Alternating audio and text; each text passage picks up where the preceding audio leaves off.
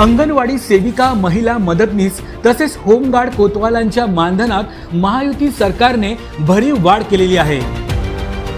अंगणवाडी सेविकांना 15,000 रुपये तर अंगणवाडी मदतनीसांना 8,000 रुपये मानधन देण्याचा निर्णय सरकारने घेतला आहे।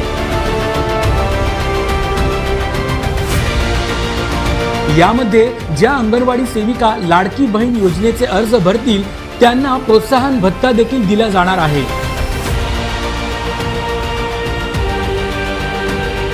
याकरिता राज्यभर विशेष 4,860 शिक्षकांच्या पदांची निर्मितीही केली जाणार आहे।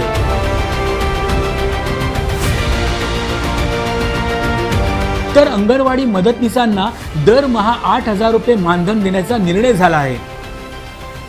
कोतवालांच्या मानधनात वाढ करून त्यांच्याकरिता कल्याणकारी योजना देखील सुरू करण्याचा निर्णय महायुती सरकारने घेतला आहे। त्याशिवाय होमगार्ड आणि कोतवाल यांचा कामावर असताना मृत्यू झाल्यास त्यांच्या वारसांना अनुकंपा तत्वावर नोकरी देखील देण्यात येणार आहे।